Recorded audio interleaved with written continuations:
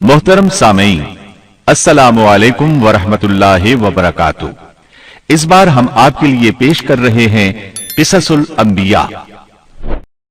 चुनाचे अब हम आपको इदरीस अलैहिस्सलाम के बारे में बताते हैं। एक हदीस में है कि आदम और शीस अलैहिस्सलाम के बाद इदरीस अलैहिस्सलाम पहले नबी हैं। एक दूसरी हदीस में है कि इदरीस अलैहिस्सलाम पहले नबी हैं जिन्होंने कलम के जरिए लिखा और लोगों को किताबत सिखाई।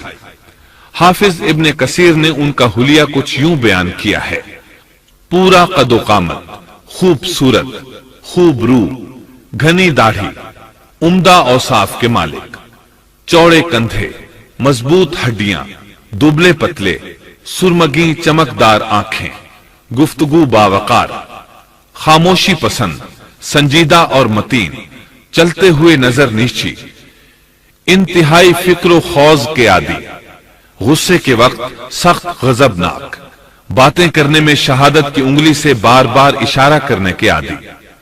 इदरीस अलैहिस्सलाम शीस अलैहिस्सलाम की शरीयत पर अमल पैरा रहे। चूंकि इदरीस अलैहिस्सलाम रसूल भी थे, इसलिए अल्लाह की तरफ से मुस्तकिल उन पर शरीयत नाजिल हुई, जिसकी तशरीह व तफसीर करके लोगों को अहकाम इलाही से आगाह फरमाते। इदरीस अलैहिस्सलाम ने जब देखा कि मुफसिदीन ईमान वालों पर जुल्म व ज्यादती कर रहे हैं, उनका फसाद बढ़ता जा रहा है और समझाने के बावजूद ये लोग बाज नहीं आ रहे, तो उन्होंने अपने पैरोकारों को जिहाद का हुक्म दिया। इदरीस अलैहिस्सलाम पहले शख्स हैं जिन्होंने अल्लाह के रास्ते में जिहाद किया, गनीमतें हासिल की और दुश्मनों को कैदी बनाया। लेकिन गनीमतें और कैदी उनके लिए हलाल नहीं थे। रसूलुल्लाह सल्लल्लाहु अलैहि वसल्लम पहले रसूल हैं जिनके लिए गनीमतें हलाल की गईं। लेकिन ये बात यकीनी है कि जिहाद सबसे पहले इदरीस अलैहिस्सलाम ने किया। उन्होंने जिहाद के लिए सबसे पहले एक लश्कर तैयार किया, फिर उस लश्कर को दो हिस्सों में तकसीम किया। एक हिस्सा प्यादों पर मुश्तमिल था, दूसरा सवारों पर। चुनाचे भरपूर तैयारी के बाद इदरीस अलैहिस्सलाम ने काबिल की कौम पर चढ़ाई कर दी। हक व बातिल के दरमियान जबरदस्त मारके हुए। आखिरकार इदरीस अलैहिस्सलाम ने उन्हें घुटने टेकने पर मजबूर कर दिया। उनका बहुत सा माल व असबाब लूट लिया और लोगों को कैदी बना लिया। अल्लाह ताला ने इन तमाम बातों का जिक्र नहीं फरमाया, बल्कि अल्लाह ने उनकी सीरत के बारे में अपनी किताब कुरान मजीद में इशारतन जिक्र फरमाया है। मसलन सूरह मरियम आयात 56 और 57 में इरशाद होता है, और इस किताब में इदरीस का भी जिक्र कर, वो भी नेक किरदार नबी थे, हमने उन्हें बुलंद मकाम पर उठाया। उनके बुलंद मर्तबे के बारे में बुखारी और मुस्लिम में हदीस मौजूद है कि नबी करीम सल्लल्लाहु अलैहि वसल्लम ने फरमाया, मैंने मेराज की रात चौथे आसमान पर इदरीस अलैहिस्सलाम से मुलाकात की। वो चौथे आसमान पर बुलंद मकाम पर फाइज थे। इब्ने जरीर ने एक रिवायत बयान की है। वो रिवायत इस बात की वजाहत करती है कि अल्लाह ताला के इरशाद वरफ़अनाहु मकानन अलिय्या से क्या मुराद है, इसका क्या मफहूम है।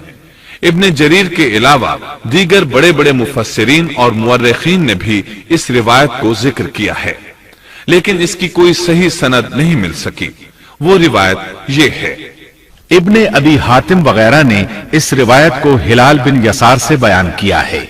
वो कहते हैं, मेरी मौजूदगी में इब्ने अब्बास रज़ी अल्लाहु अन्हुमा ने काब रहमतुल्लाह अलैहि से पूछा, काब, इदरीस अलैहिस्सलाम के मुताल्लिक अल्लाह ताला के इस कौल वरफ़अनाहु मकानन अलिय्या, हमने उन्हें बुलंद मकाम पर उठा लिया, का क्या मतलब है?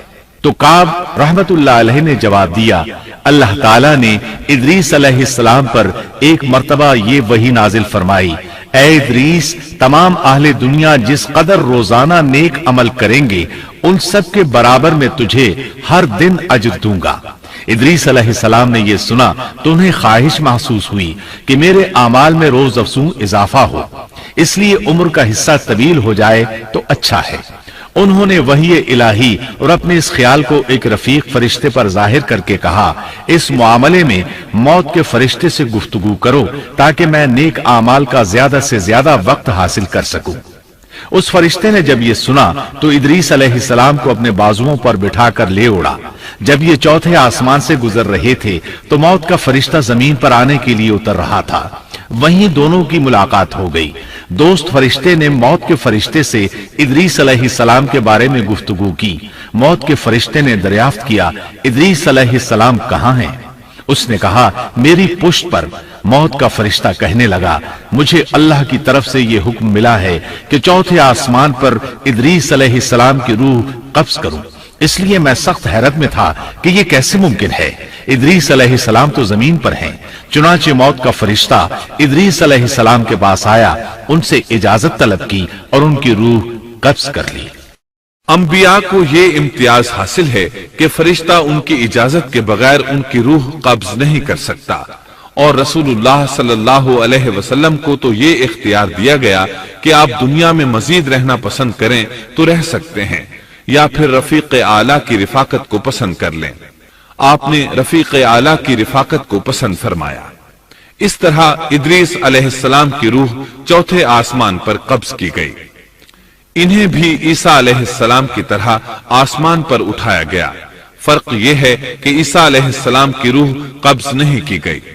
ये वाकया नकल करके काब रहमतुल्लाह अलैह फरमाते हैं कि अल्लाह ताला के इरशाद वरफ़अनाहु मकानन अलिय्या की तफसीर यही है।